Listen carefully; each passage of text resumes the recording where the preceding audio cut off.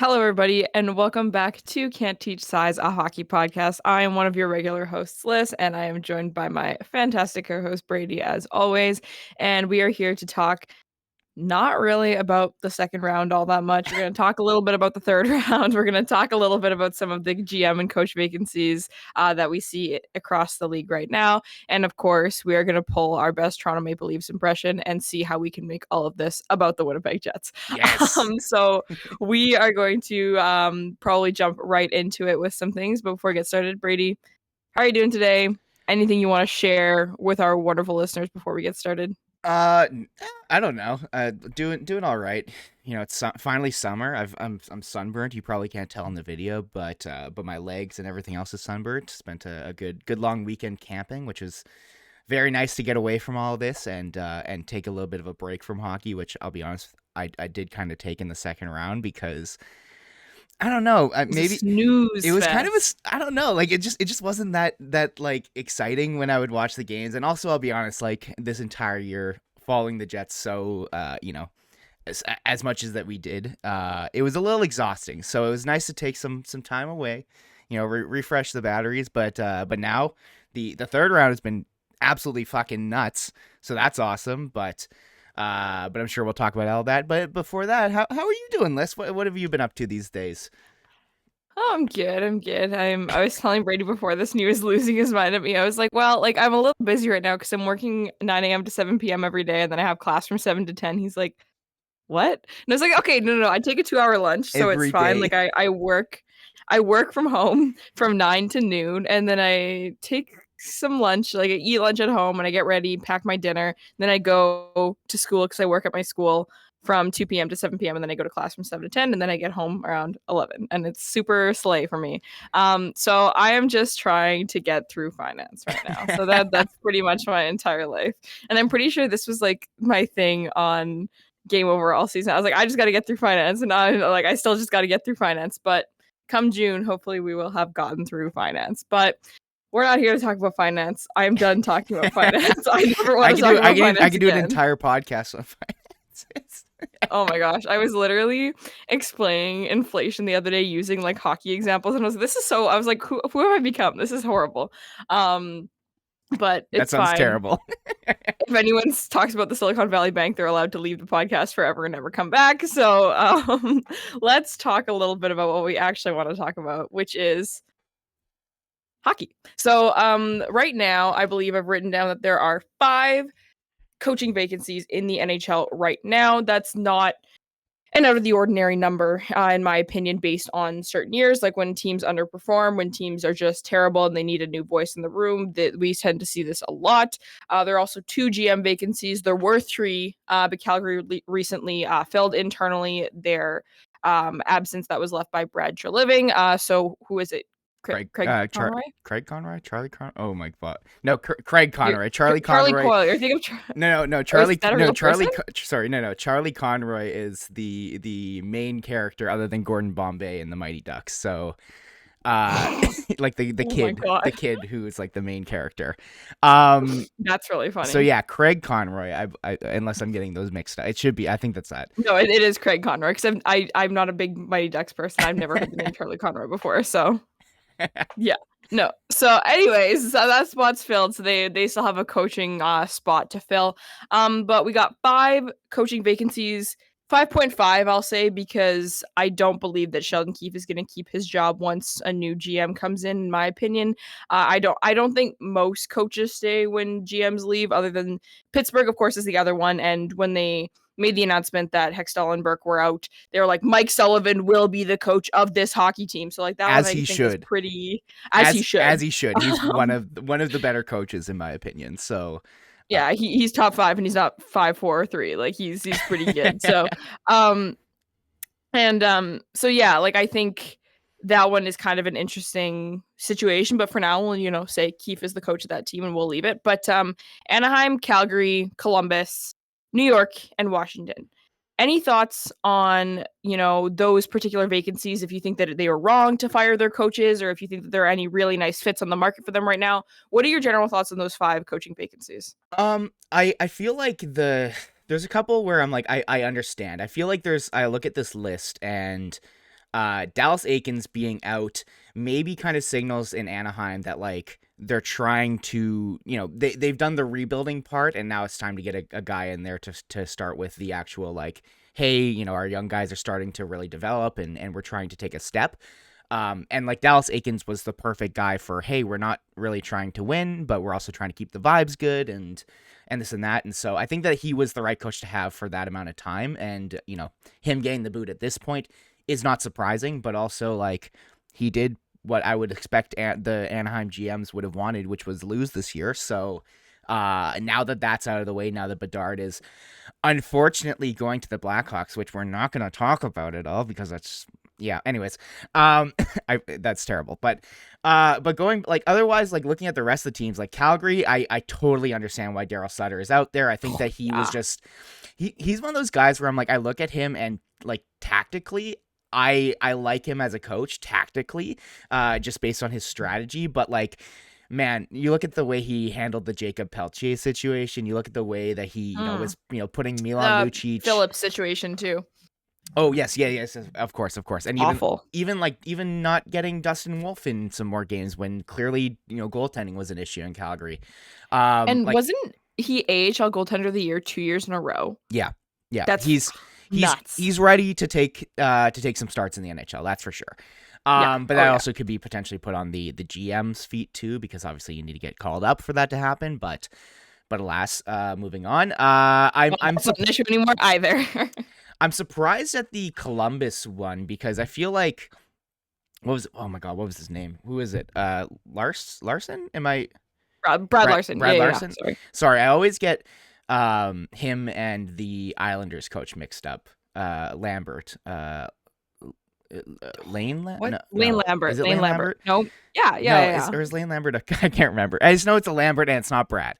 And I always get them mixed up, but I feel like he hasn't been in. It's Lane Lambert. It is okay, cool. I feel like Larson hadn't been in Columbus all that long, and I understand that obviously there was some. They had some higher expectations this year, getting hopefully Laine for some more games. Obviously Gaudreau coming in, but I think that might. I don't know. Like I wouldn't really blame him there. I think that there's a lot of holes in that lineup that need to be filled. Also like Zach Werenski was out for like the entire year, pretty much. The entire year, yeah. I don't really know how I feel about that one. And then sorry, go ahead. No, my only thing on that one is I want to go and like I wear the hat of like a Columbus Blue Jackets fan in the same way that I wear the hat of like a Toronto Raptors fan kind of thing, where it's like, sure, I sort of know what's going on, but like not really. But like my kind of outsider take is almost similar to the Anaheim thing, where it's like, all right, like we've had enough, like it's time to be good now, or start being good, and we need someone to be part of that build up, being good, and all that goodness. So I could see them bring in someone and hoping that players like Johnson and Sillinger and Chinikov are going to take those next steps, and hopefully you have someone that's going to move through with the core kind of thing. So that's kind of my only guess on that, but it could be also the kind of thing where it's just like we're done here. Yeah, like, but also it's like, can you really blame a coach for having Boone Jenner as their number 1C? Like that's kind of, I mean, and hopefully of course these other guys are going to step up and take the reins, but like I looking at them versus like Anaheim, I feel like a Zegras is further along than like a Sillinger or like any of those guys, definitely. Obviously because he's a bit older, but no, Anaheim's like current core and future core of a good team is older. Like Troy Terry and Trevor Zegras are older than those players. So yeah, I 100% agree with you on that. But I also don't really know how Jarmo Kekalainen still has a job, to be honest with you, because like his team has been fine, but it's giving the same vibes of like you sweep the Tampa Bay Lightning once and all of a sudden you just kind of are like, oh wow, this team is good, even though they're like really not. Like he's been there for like 10 years, I'm pretty sure, like, and they haven't done anything to write home about like also in those 10 years other than sweeping the Tampa Bay Lightning. But also with that, like they swept the Tampa Bay Lightning including like with a Matt Duchene trade at the deadline with who's that other guy from Ottawa? He played like a third line role. You know who I'm talking about. I can't. Yes. Anyways, the point is that was like they made a bunch of deadline deals that year and decided to keep Yeah. Panarin and decided to That keep was Bobrovsky, crazy. and which is kind of insane. Also to look back on, to be like, yeah, we're just gonna keep Panarin and Bobrovsky and like not trade them to Let get any them sort of walk. Yeah. thing. Hopefully, we don't see any teams that include Patrick Laine or have included Patrick Laine do the same thing. Not naming any names, Winnipeg Jets, but anyways, moving on from Columbus, like. When I look at the other two teams, like the Rangers and the Caps, like them getting rid of their coaches, I feel like from what I've seen, like specifically on the Caps, it's like I've seen a lot of Caps fans on Twitter being like, Laviolette's got to go kind of thing at some point. And so I saw a bunch of people kind of rejoicing when he was removed, and I feel like he's been kind of Mhm. there for a while, and Has he been there since Trotz left? I think so. Yeah, I'm pretty sure. Wow. And obviously there hasn't been success because Trotz won their cup, right? Um, Mhm. and so I don't know. I don't personally like looking at Peter Laviolette's coaching career. I've never been a guy who's like that's an above average coach in the league, and so I No, think that's that exactly it. that's Yeah. totally fair for them to move on, especially when they're trying to get the most out of of Ovi's final years here. Mhm. Um, and then looking at the Rangers, like the big thing with the Rangers was like, didn't I'm trying to remember how that first round series against the Devils went.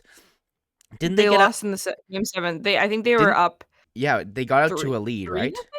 No, they weren't up 3-0. They didn't get reverse No, it swept. wasn't a reverse No, sweep. no, No, no. I It think was definitely 2-0. Definitely 2-0 yeah, because they won both of their games at Prudential Center, right. and everyone's like, "Whoa." Right. Yes, But yes, yes, then yes, New correct. Jersey sort of clawed their way back into that one because I think it might have been then Jersey won a game and then New York won another kind of thing. Like I think it might Mhm. have been 3-1. I don't actually know, but that series was chaos, but it was And awesome. what I remember seeing from people around the Rangers and as well as the Devils, the reason why, other than goaltending and finding Akira Schmid to be able to We do this every time. I don't actually know how to pronounce it. to like enter the net and then take over and kind of provide some steady goaltending for a couple games in that series before ultimately failing in the second round. The big thing I remember seeing was that Gerard Gallant was very poor at adapting to the matchup, and what the Devils did well, and the reason why, other than goaltending, the Devils were able to come back in that series was because Lindy Ruff adapted to what was going on in that series, and I was seeing people saying basically the same thing about how Gerard Gallant has never been a good coach at adapting. He's always kind of just put out his his system, his strategy for his team, and just stuck to it. Which if you're the commanding team, if you're winning, if that's great, stick to what's going on. But if you start losing a couple games here and there, a team's clawing their way back, you might have to make some adjustments, and that was one of the things that he failed to do. So it's really interesting here because we have a range of teams from bottom of the barrel all the way to potential cup contenders in the Rangers that people would have said all firing their coaches. Is there anyone that you look at and you're like, hey, I think that these guys might be a good fit for you know for these teams and these vacancies? Do you have any names in particular that you're looking at, and maybe any like predictions in quotes, or maybe like guesses? I don't know. Yeah, I mean, based on even just the list that we just talked about, the New York Rangers were not Gerard Gallant's last coaching team stint job in the NHL, that's for sure. And I could see him being a potential fit in Calgary. I think that could be really neat. I don't want him in like Anaheim or anything because I feel like Gerard Gallant, like it was spoken about with the kid line and Lafreniere and Kako and all those kinds of things. I don't know if he's the best young player coach, so maybe that's not what they need, but I think he's a better coach than Daryl Sutter at sort of I'm thinking too much about Vegas and all that kind of stuff, but essentially bringing together a little bit of a ragtag year group and sort of figuring out roles for players and sort of batting them together. And what the Calgary Flames need is a way to mesh because they have some really, really good pieces. So I think that could be an interesting fit as well. And obviously, Andrew Brunette is a name that's been circulated around as well because For those of you who don't recall, that was the individual who took over for the Florida Panthers after he who must not be named had to leave for reasons who must not be named either, which we probably will again talk about. And I was also on the team of that guy probably isn't, the most amazing coach that everyone thinks he is when the Florida Panthers won the President's Trophy, because he was the assistant coach of Joel Quenneville, and Joel Quenneville is a good hockey coach and bad at everything else. So they were playing similar systems under Burnett. Like, you can watch video and they're managing the game pretty similarly. So I don't know if he did anything that innovative for them, but all that's to say, I think there is potential in that individual to be an NHL coach somewhere. So I wouldn't be surprised to see that name pop up in a couple fits, like maybe something like Anaheim. And then lastly, how do we make this about the Winnipeg Jets? I would love to see Pascal Vincent become the next head coach of the Columbus Blue Jackets. I would love to see him become a head coach anywhere, and he knows those players, and I think that he would know their younger players really well as well. I think he would be the right fit. He's got some AHL coaching experience and all that good stuff. So I think and I think that's part of the reason why he went to Columbus, right? So he was an assistant coach with the Winnipeg Jets, went down to be head coach of an AHL team, and you can consider that to be a promotion because it's your team and you are the head coach of them. And then he went back up to the NHL to be an assistant coach, and I think kind of the hope was that it would lead to a head coaching role, because he didn't see that happening here. What do you want to say to that? Sorry, let me correct you. He's an associate coach now, which is different. I think that I don't know. I think an associate coach takes on more like second hand, whereas assistant coaches like actually deal with like, oh, this is the forwards guy or the power play you're guy. the penalty kill guy. Yeah. Okay. So So regardless, I am just correcting you to be an asshole.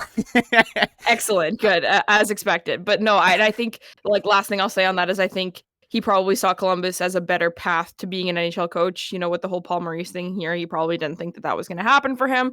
So I'd love to see him be the next coach of the Columbus Blue Jackets. But beyond that, I always like the idea of seeing fresh blood come in. So I hope there are a couple of younger, OHL or CHL just in general, or AHL coaches that come up. And a couple of people I think I've talked a little bit about. I don't remember his name, but the head coach of San Diego coming up to coach Anaheim, a couple of those things, because again, those guys know the young players. So if they want to bring up the new core, they can be the one to lead them through that. I don't know. But I'd love to see some new names come into circulation and whatnot.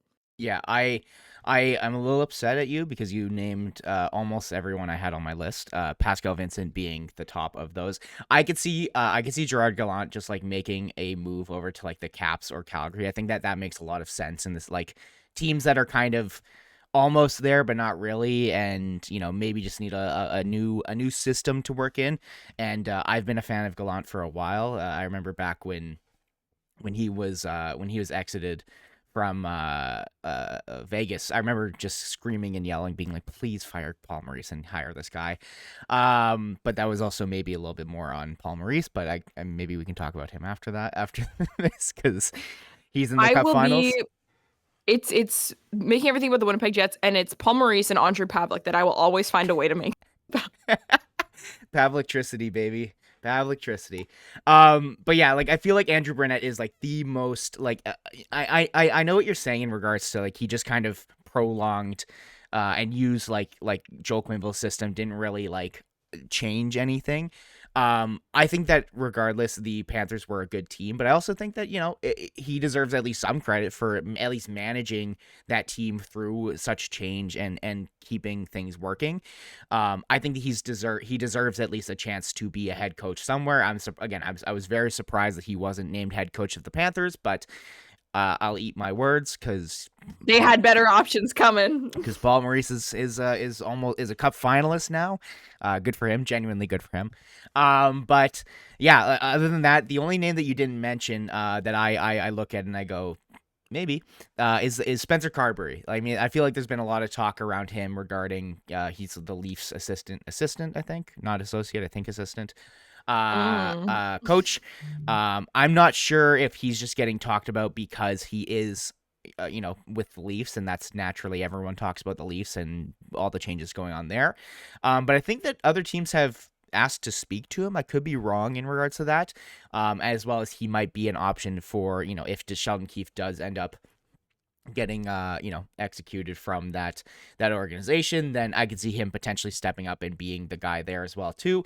But I could see him also going elsewhere. Another name kind of off the board, but I feel like always gets kind of brought up in these conversations, at least in years past, is Rikard Granberg. I think that's his name, the Swedish coach that forever and ever amen gets brought up on 32 Thoughts as like the guy who is, maybe one team will finally get him. He's really good with the Swedish national team, so maybe he can come to America and do that here. But I think that would be at least a fun and interesting storyline to see, what he could do in the NHL. But maybe that time has passed. Maybe he has made it clear that he does not want to come across the ocean to North America.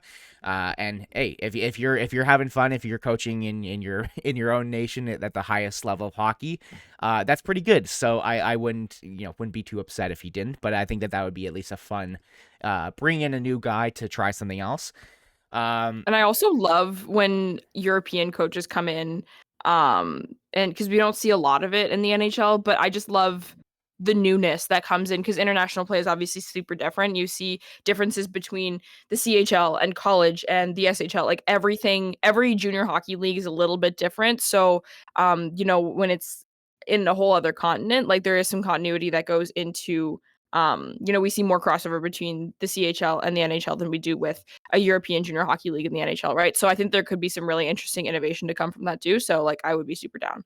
Yeah, it could be a lot of fun, but I don't see it happening. Teams don't like taking risks, and it's easier to just hire within. With which, yeah, I could definitely see Pascal Vincent being that Columbus coach.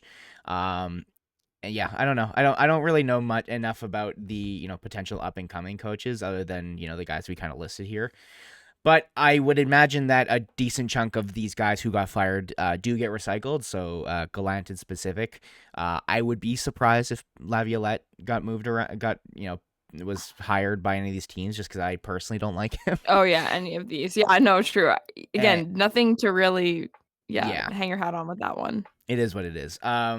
Anyways, do we wanna move on to the GM stuff? Yeah, for sure. And I think GMs are a little bit it's less fun than like free agency and coaching and stuff because it's not necessarily players or people.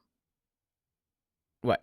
What do you want to say? I was just gonna say, like, sorry, I wasn't trying to get your attention, but what was like, what's your opinion on the Dubas thing? Like that is to me, like, Okay, let's talk I about that. have to ask about this because I look at that and I'm just like, is this team just like, unfortunately, we do have to talk about the Leafs. Are the Leafs just imploding? Like, what is happening? What is going on? Okay, I have a million thoughts on this. So, I think that there's some weird behind the scenes stuff going on with like the mental health stuff where it was like that press conference. I think Kyle Dubas tried to leverage it a little bit, and I think Shanahan got upset about that. Like, I do believe that. I think that's weird. But I think Kyle Dubas is a good GM, and I think he does stuff which is exciting and interesting, and I like GMs who do stuff, so that's why I'm partial to him. I don't think he's like a game changer like some people think he is. Like, I think he's just like a good GM, which is fine. But my frustration is actually around everyone saying that Shanahan needs to be fired. Now, people are like, he's been Poho for so long and all these different things. And I'm like, yeah, but that's kind of how that role works. Like, those guys don't get fired all the time. But my frustration is around people being like, he blocked a lot of Kyle Dubas's trades. So we don't even know what Kyle Dubas was capable of. I was like, breaking news.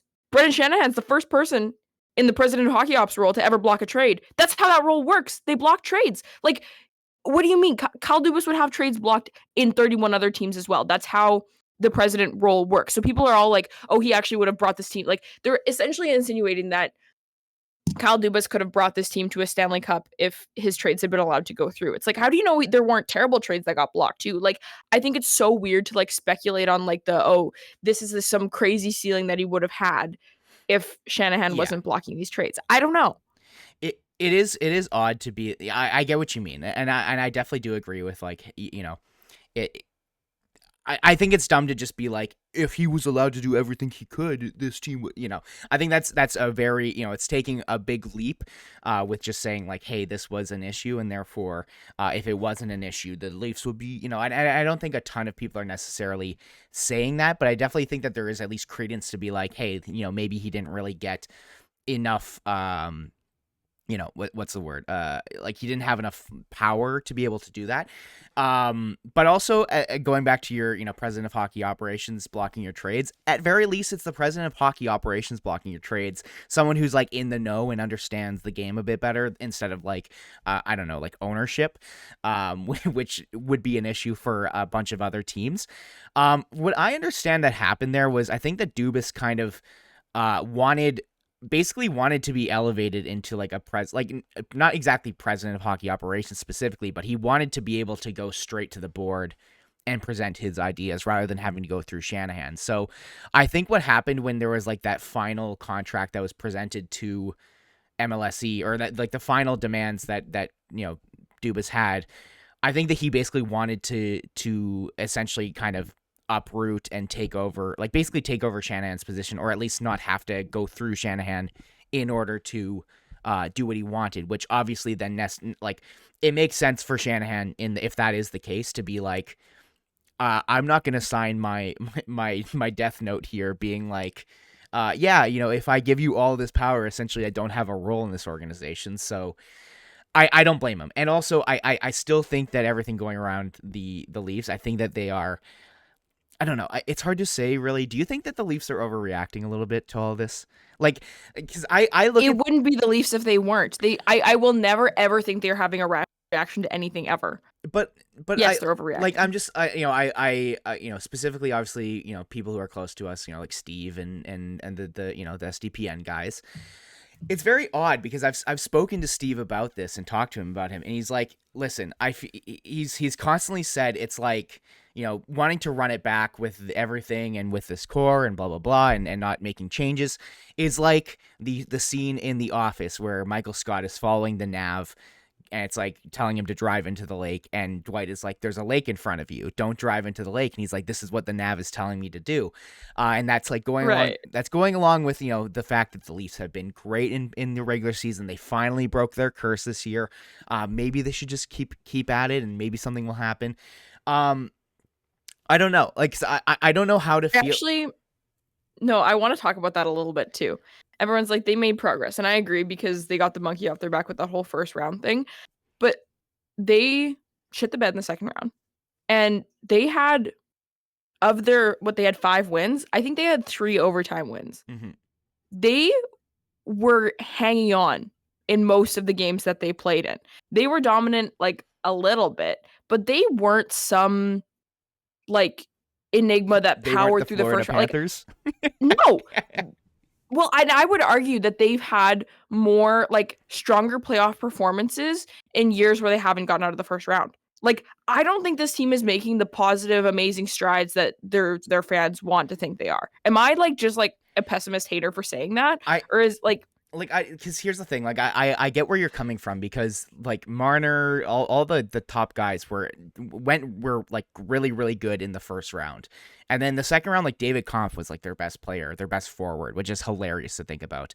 But like, I don't know, because I look at this and I look back at like, I'm trying to think, there were years where like I remember on SDP them talking and being like, wow, like, we really got to give it to, I want to say it was the Penguins, maybe it was the Blackhawks or the Bruins. I don't know. One of these teams that like perpetually was in and out of the Stanley Cup final, and was like, we got to give them credit because, oh, you know what? I think it was the Caps. I think it was the Caps they're talking about, because the Caps had that one year where they were like favored. They were the favorite to win. They traded for like Kevin Shattenkirk.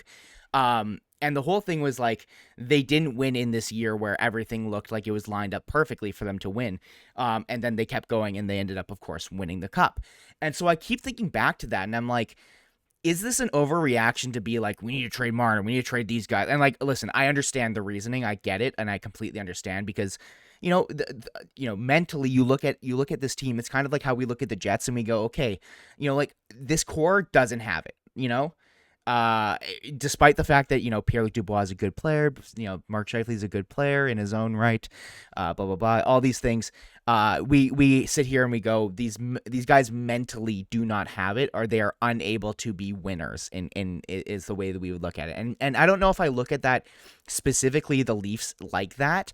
But I think that it would be a mistake to just like completely tear it all down. And of course, now we've gotten the news that the core four is probably going to stay together, which is odd. Like I expected Marner to be on the trade block this offseason, but I guess we'll see what whichever GM it is ends up wanting to do. But I don't know. Like I really don't know what to think of this thing, because I completely get both sides of the argument being like there's reasons other than just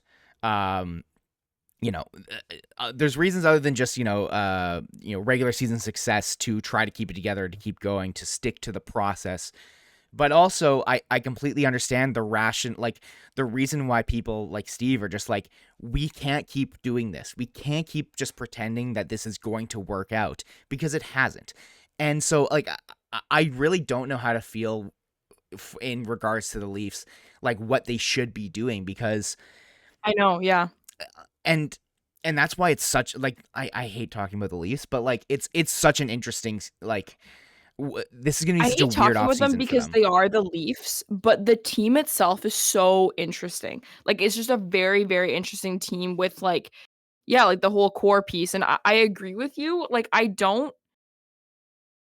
normally wouldn't think that they just need to trade off one of the core four just for the sake of trading them, sort of thing. But at the same time, it's like Austin Matthews has a year left on his contract. A year left, yeah. These it's not like they have a huge leash to keep moving with these guys. Like, they've got to do something. And if you think winning an extra 2 games and, probably having scored less total goals than they have in previous playoff performances, right? Like, it's not like they were amazing or anything like that. Like, if that's progress to you, like, congrats, man, you'll win the cup in 2034. Like, I don't really know. It's not moving along fast enough for the time constraints that they have with these players that are going to help them win. So that's why I think they need to do something. Yeah, it's very weird, and it's a really interesting team. And a lot of people have compared them to not a lot of people, but some people have compared them to Colorado Avalanche, where it's like, hey, Colorado kept losing in the second round, and they finally did it. But it's like they had their guys still, and they had this leash that they had to work with, and they did it. And I also think that the second round is very different than the first round. Yeah. Like, so I don't know. It's weird. And I was listening to the SDP the other day, which if you were like the episode they did with CJ, it was like a freaking doomsday episode. They're like, man, the NHL as a league doesn't have much left in it. And I was like, what is going on here? It was so funny. Like, you know what I'm talking about? Like, it was very pessimistic, but they all ranked the core four on the likelihood of getting traded. And I think every single one of them had John Tavares as least likely to get traded and Mitch Marner as most likely to get traded, which I thought was really interesting, because Mitch Marner is probably my favorite player of that whole core four. And I think that if he went to literally any other team, it could be super interesting. Like, I would love to see him somewhere else. It would be so cool. So I hope they trade him for the sake of the Leafs sucking and Mitch Marner succeeding. Okay. Just a quick question. Just a very quick question. I don't want to dwell on it. Marner for Hellebuck. Do you say yes? because here's the thing. That and obviously there's other things added into that. To be very clear, there are other things that would have to be added to that. No, I'm sure but other players. I'm always the headline of the trade. Like, I don't care if there's a second involved. Like, who gets the better player? 100% agree. Going. Would you do that?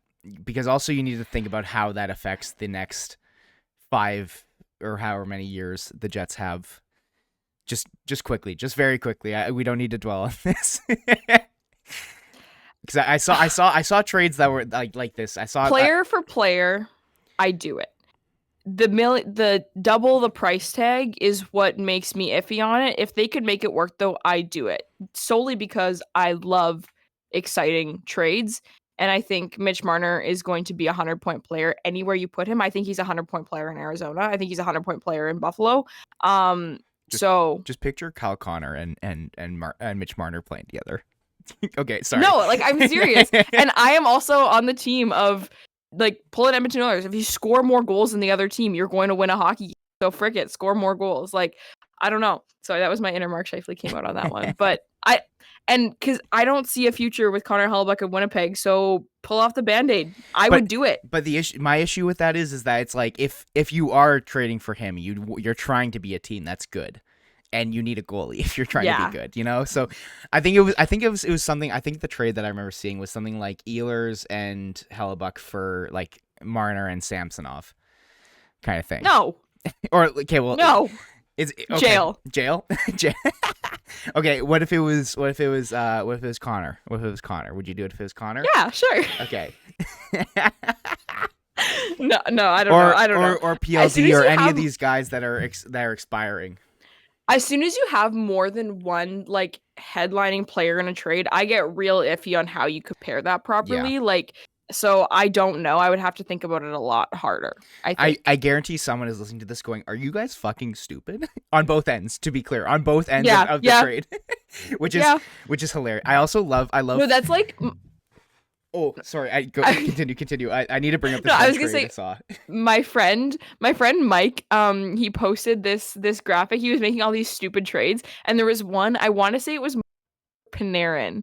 And it was like just straight up 1-for-1. And everyone in the comments was telling him how stupid he was, but it was from both fan bases. It was so funny. Like Leafs fans were like, "Are you stupid?" And Rangers fans were like, "You are stupid." Like they were so mad. And I was like, hey, maybe it's an interesting conversation then. I saw the most insane like a what was it? Fuck. It was a Dallas fan, a Stars fan that was like, "Here is my potential trade." I can't find it. I remember it generally. It was like it was like Connor Hellebuck, Josh Morrissey, and Nikolai Ehlers for Jake Ottinger, a first, Maverick Bourque, and some other prospect guy that were like decent. And every single Stars fan are like, "You do not deserve to be a Stars fan." And I'm just like, Essa Lindell was part of it, which is also like a cap dump. So it was Ottinger, Essa Lindell, Maverick Bourque, and a first, I want to say, for Hellebuck. For Hellebuck with an extension in place, Ehlers and Morrissey, and every single one of those players is better than the player that we would be getting back. I think there's at least something to be said about Ottinger and Hellebuck. I think that those are like those are a wash just because of age and everything. But every single Stars fan was like, "You do not deserve to be a Stars fan," and I sat there being like, are you like, obviously this is my Jets bias, but like, are you fucking like what? Like that's such an easy trade if I'm the Stars. Like if I'm in this, like, people are like, "Oh, you're selling on the future, on the Robertson Johnson era," and the guy was like, "I just want to try to win with Bobrovsky and with like all these guys who are getting older," which is like, I think that's an interesting trade, but I also that would never happen in this NHL. So anyways, I don't want to make an entire segment about, hey, these are stupid trades I saw. But anyways, well, we can move on from that. Do we want to? I guess we kind of already talked about Dubas leaving. Do we want to talk about like still on the GM front? Do we want to talk about maybe the finals? I think we can keep going. We can keep going a little bit. And I think we'll try and not run this one super long. I think we can just talk a little bit about the actual hockey that's still going on right now.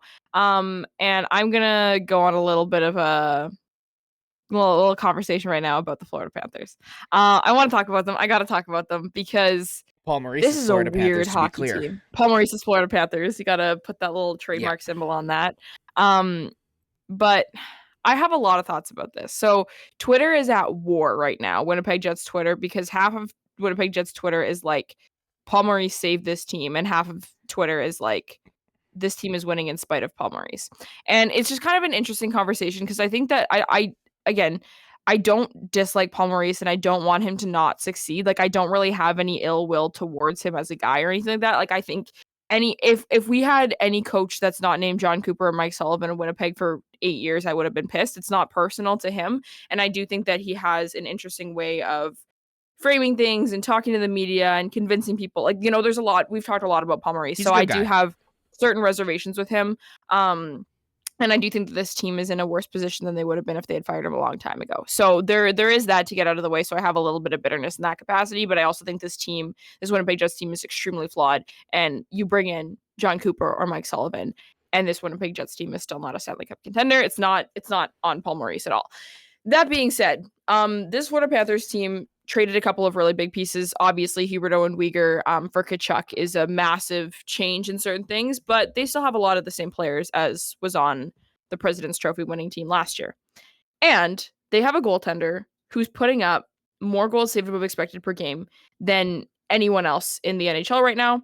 And the Florida Panthers have been part of 14 of 16 games that have been decided by 2 goals or less. 10 of their last 16 games have been decided by a single goal. When your goalie has put up 20 goals saved above expected in the second and third round combined, and you're winning every game by a single goal, and you have Matthew Tkachuk, who has scored all of your game-winning goals in overtime, I'm sorry, but this isn't some crazy dominant team that we want to scream and write home about. You're playing against a depleted Carolina Hurricanes team with a goalie who's on a heater. Like, I'm not on the team of this sweep is a dominant performance by the Florida Panthers. I think they have 2 guys who are coming in clutch at the right times, and everything else is being ignored because of that, and I think they're a little bit fraudulent.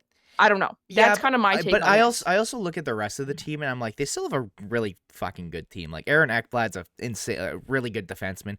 Fucking Barkov. Yeah, but who else is on defense? Keep going. Gustav Aaron Ekblad, Forsling. then what? Gustav Forsling, Radko Gudas. They've got another guy, I'm sure. Brandon Montour. Brandon Montour's been like almost a Norris candidate this year.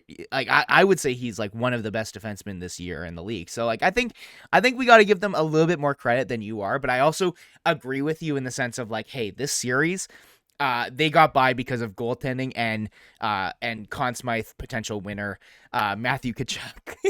Which I know is gonna upset you because I know that you have Bob in your Conn Smythe thing. Maybe we can chat about that after. We'll talk about that. Yeah. But I look at this team and I look at that series and I just go, they definitely won because of Bobrovsky. They definitely won because of Tkachuk and these 1-goal games that ended up doing well. But I also think that, like, you know, as much as we look at like the shots and the analytics of the entire thing, like we know that Carolina outplayed them in quotes, and you know, outshot them and everything, all outchanced them every single game. But also, like, we also need to like add a little bit of like a Carolina Hurricanes like asterisk to that, because like that's what they do. They are the team that literally just shoots the puck from wherever they can.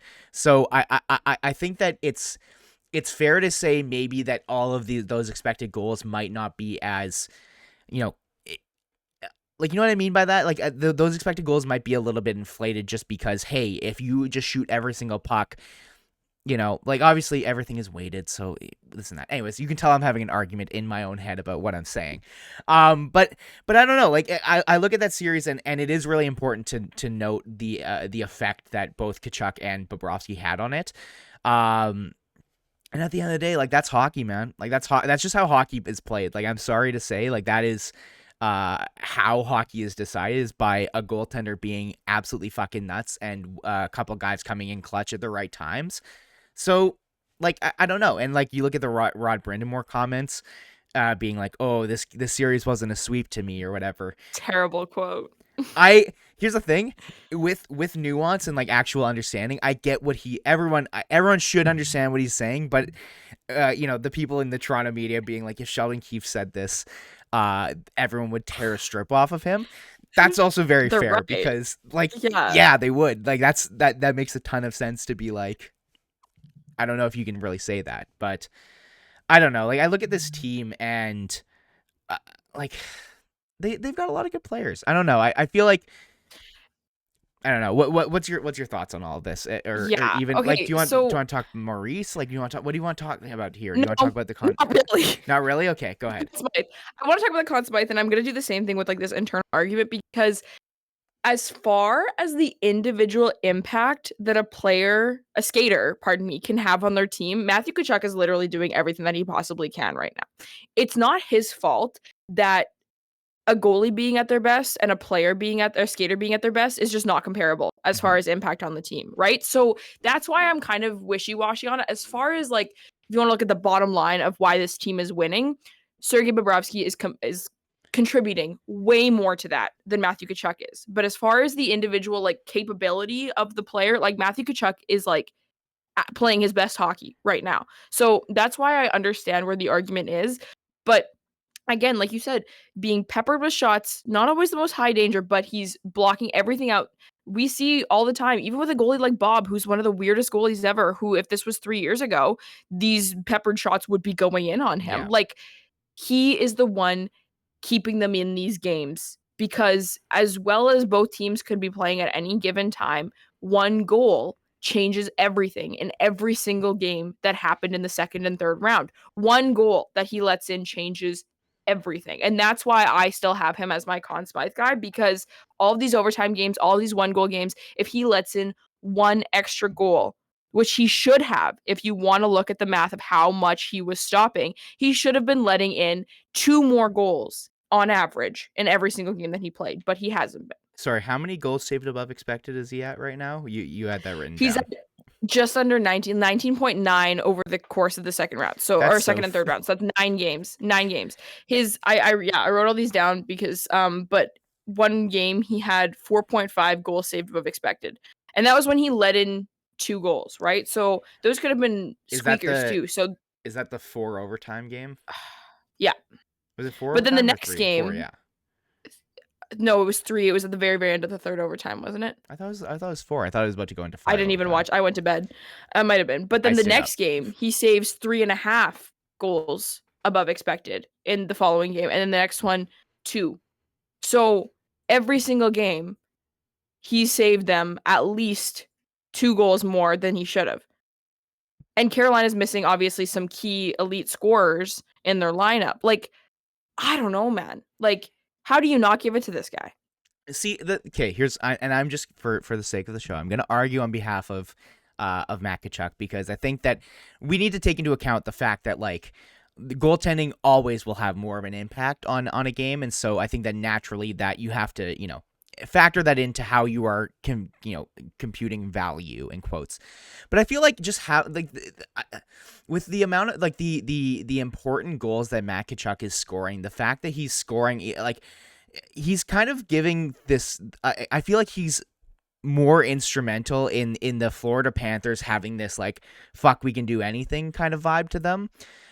Which I think has kind of served them really well over the playoffs, beating Boston and going, like, kind of just laughing at the fact that, like, you guys, we shouldn't even have been there. Like, I can't, he had a quote the other day being like, we shouldn't even have been here, and they shouldn't be. Thank you, Pittsburgh, for both allowing the Panthers into the playoffs, as well as letting the Blackhawks be in the 31st position for the draft lottery and winning Connor Bedard. That game will go down in infamy, them losing 5-2 to the Blackhawks in, like, the last game and choking their way into it to get into the playoffs. And then also, again, it took away Chicago's number 1 odds of Connor Bedard, which ended up being a moot point. But that was the part of that one too that was just so funny. It wasn't a moot. Worst case scenario. It wasn't, or sorry, yeah, I guess it was moot point because they won with, because they have him now. Well, the 30, they were, if they would have lost the game, they would have been 32nd in the league, which would have meant that Anaheim were they last? I think they were last, right? Anaheim would have gotten Bedard. So the Penguins losing not only hurt Jets fans because Paul Maurice is now in the finals, and that's a big topic of conversation. But also now Connor Bedard is gonna absolutely wreck our shit for, like, I don't know, 15 years at least. So that's great. Thank you, Pittsburgh. Love you. Really appreciate it.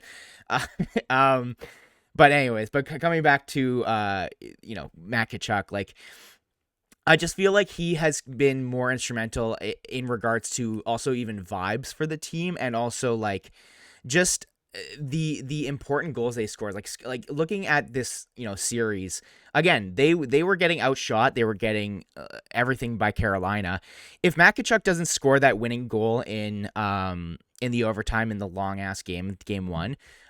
If he doesn't score the overtime winner the next night, if he doesn't score the game-winning goal in the 4th game, he's like looking at points, like, and obviously, like, points is, it is what it is. But in the playoffs right now, it's different. He's played 16 games and he has 21 points. He has 9 goals and 12 assists. Like, this guy has been absolutely fucking bonkers so far this year for the Flames in the playoff, or it's not the Flames. Oh, sorry, sorry, Calgary fans.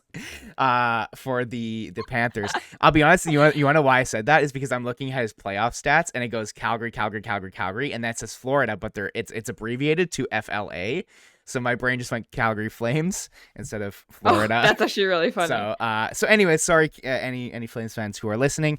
But I don't know. I feel like he has been so much more instrumental, even just in vibe sense, in the fact that he has scored such important goals. And yeah, Bobrovsky can save as many goals as you want. Eventually, you got to score one to win.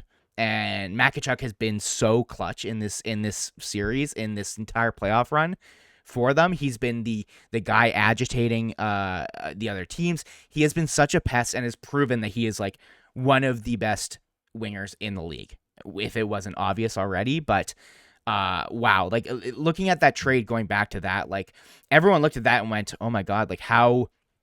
I get why Florida did this, but you're going to give up like a top pair defenseman and a guy who just set the points record for left wings of all time in a season. Like, obviously that's a bit of a niche stat, but like it's crazy to look back on that and see how the Flames have completely faltered and how Florida has, again, despite the fact that new coach and almost missing playoffs, they have, they've turned into this team that is, my pick for the cup at the moment. Like, what do you think? Like, do you want to talk about that? Do you want to keep talking Florida? Like, No, I think we could probably move on from Florida a little bit because, but I don't know. This Vegas team, man, is interesting. I don't know. They've played very, very different teams so far. Like Winnipeg, Edmonton, and Dallas are not the same team at all. Like there's a lot of yeah, so they're versatile, they're adapting, they're figuring things out. And Florida is again a very different team as well. I think that Jack Eichel is going like this right now, right? Like he's moving and he's gonna I think Vegas takes it over them, to be honest with you, but I've also not predicted Florida to win any of the series that they've been in. and So rightfully so, to be honest with you. But I don't know. It just feels like the vibes around Florida are too good to lose. Florida's gonna be my pick in my personally. Also, like the Knights aren't even in the finals yet. Obviously, it should happen at some point. They didn't sweep, which is kind of sad. It would have been cool to have a double sweep, going into the Cup Finals. But I don't know. Like I still have questions about the goaltending in Vegas. Like obviously Aiden Hill has been absolutely fucking nuts recently, but he's a guy who I maybe don't have a ton of confidence in still. Maybe that's to my fault. Sue me. It is what it is. But I look at Bob and I that's a guy who has won a Vezina trophy and I like obviously this is ridiculous what he is doing. But hey, that's what happens with goalies, man. They go on heaters and like at this point, like coming back to the Conn Smythe thing, like even if Florida loses, I think Bob should win the Conn Smythe. Like I'll agree with you. Like I was just playing devil's advocate for fun here. yeah, good. No, But like he has been so fucking good this playoffs, and I could see him doing it for 4, 5, 6, or 7 more games. And that's all he needs to do. Yeah. yeah, and having Tkachuk, and again, Tkachuk isn't the only guy on the Panthers. Like they have a lot of really good forwards on their team, and so Right, because if Barkov goes on a heater for 4 games, like even for they're Hagee, like Hagee's been really really fucking good this playoff oh since yeah, too. like and they've had players who've been good, but if like we're talking about how good they're doing as well as they are with 2 players playing elite hockey. They have other players playing good hockey. If 1 or 2 of those other guys just goes slightly over the edge from really good hockey to elite hockey, it changes a lot. Like, because if right now, if they were playing what everyone was at max 100%, like that was with like a couple of these teams that you've seen, like Seattle is an example I want to give. Like, all of the Seattle players were playing really well. Like, there wasn't more you could get out of that team. There's definitely more you can get out of this Florida Panthers team. Yeah. So, if they take that extra step, that is different. And I would argue that Vegas, all their players are playing pretty well right now. Like I think there's a bigger margin between where the Florida Panthers are and where they could be, between where Vegas currently is and where they could be. So Very I don't fair. know. It's interesting. I agree. I'm gonna say Florida in 6 as my final prediction. I'll go Vegas in 6 just for the bit of it all. Because I do think that Vegas is a better team, but I've also slightly convinced myself that maybe that's not the case just in this last conversation. So I don't know. It's going to be really interesting, but I am excited to watch this series, and I hope it's not a snoozer like the second round was. Yeah. I very much agree. It should be fun though. Although it's like that's a crazy final to be like Florida and Vegas. Like that's just such a weird. Terrible.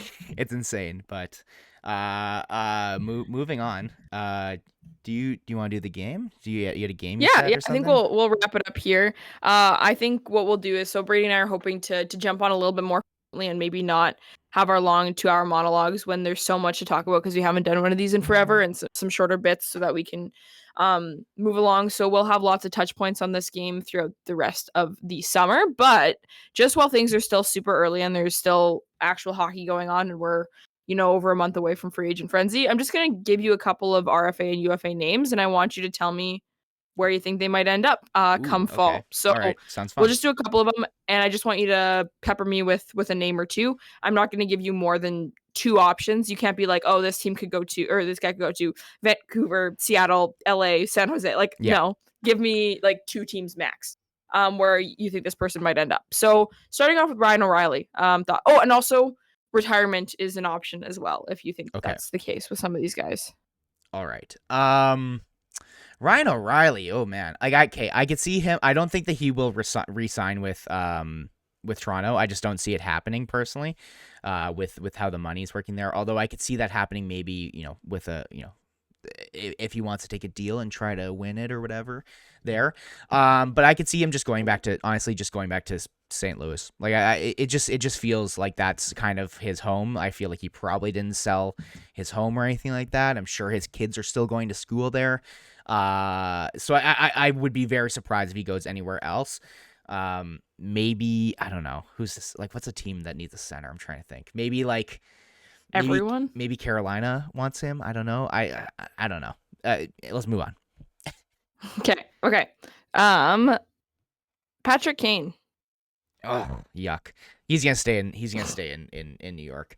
Yeah. That's where he wants to go. I'm pretty sure, and he didn't really want to go anywhere else. Maybe he does something crazy and like goes to like Tampa or goes to like Florida or something. I can see him being like, I just want to bask in the sun and have some fun. Yeah, that's where I would say. Okay. You're not a team Buffalo? Oh, that's also an option. That's also yeah. I could definitely see that. Buffalo's one of those teams, like if they can sign Patrick Kane, they're 2 trades away from being a good team. Like they could just move a couple pieces, and I think they have enough. They're a goaltender away. They're a Connor Hellebuck away from being a good team. So isn't everyone? Not the Jets. They have it, and they're not good. But okay. Matt Dumba. Oh. Ooh. Okay. Matt Dumba. Good defensive guy. Who needs a D-man? Not the Jets. I could see him going to like maybe Toronto. I could see him maybe going to maybe like Washington if they're trying to run it back, if they're still trying to do their thing. Does he shoot a lot? If he shoots a lot, Carolina's an option, but they still have Brent Burns there forever and ever, amen. So I wouldn't expect it there. Maybe I don't know. That's a guy where I don't see him re-signing in Minnesota, but I definitely see him going somewhere. Obviously, somewhere else. Thrilling. Okay. Patrice Bergeron. Retirement. That's it.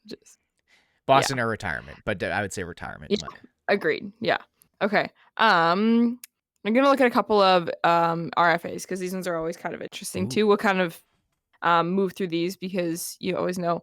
DeBrincat.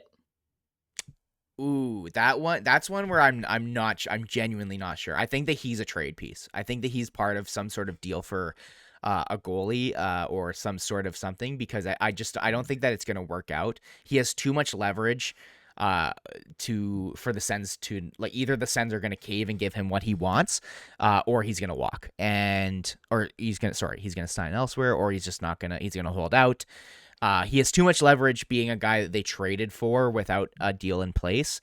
I definitely could see him going elsewhere. And also, like, Ottawa's not, I don't know. If you're a free agent, I think that's or a restricted free agent. That's a place where I'd be willing to hold out and being like, either trade me or give me my money if you want me here, or force them to give you like a bridge and then walk yourself to free agency. I mean, that's any Canadian team though. To be honest with you, maybe I'm jaded because of Pierre-Luc Dubois.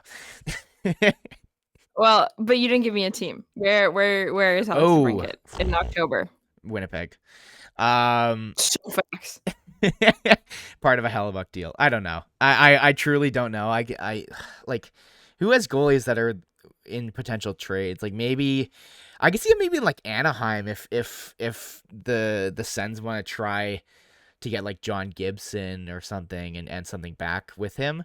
Like, I think that, like, cause I don't think that John Gibson has a ton of value now, but I can see that as a guy you try and be like, he was good at one point, and also maybe we can get back like, like a second line guy with him, if a deal is in place. But I don't know. I truly don't know with that one. I would say maybe even Buffalo kind of thing. I could see him trying to rejoin with Kane if they're going there. But I don't know. Okay. Interesting. Timo Meier. Oh, I forgot about him. He's a RFA. Yeah. Oh yeah, because he's got the 10 million He's got the 10 million qualifier. I feel like at very least the Devils. I think he stays with the Devils. I think the Devils at very least will give him that. Excuse me. We'll give him that 10 mil to try and run it back at least for one more year if that's all they can do. If not, sign him long term. Okay. And last one. Pierre-Luc Dubois. Oh, why do you gotta fucking do this to me right now? My take is not Winnipeg and not Montreal. It's neither of those teams. My take is not Montreal, but Winnipeg or Boston. I could see him being a deadline guy that the Jets try to do. And Boston, I have said this for so many shows and so long that Boston will have some vacancies in center. And that's a guy. They're a smart enough team to go, we still have a bunch of other pieces, and also Pierre-Luc Dubois would be the most fucking annoying Boston Bruin player of ever. He'd be one of them. And then I also see them going like, we are a really good team. We have a great culture. Maybe we trade for him and try to convince him to stay. Like that's a team where I think of all the teams has one of the highest chances of being able to retain him and keep him from going to Montreal because they are such a good organization. They are such a good team. They have such a good culture. And if they're like, hey, you are our number one center, we'd love to keep you here. The team loves you. We love you. I could see him being like, this is kind of close to Montreal. I get to play against Montreal, 4 times a year. I'm not too far a plane ride, to go see, my family, this and that, so like, I just, that to me, if not Montreal, if not Winnipeg, is the team I keep looking at and being like, that makes sense. Oh, that'd be such a nice fit for all of them. Can you imagine the Sean Reynolds cerebral assassin that he calls him? Can you imagine being on a hockey team and playing against him and Brad Marchand at the same time? You go out there in a shift and you always have to play against one of them. I would kill myself. Every single team has like a hockey stick like surgically put into their back because they're just getting cross-checked every fucking shift. Every 5 seconds. Yeah. No, literally. And also, I think the thing is always like, Pierre-Luc Dubois is not a Habs fan.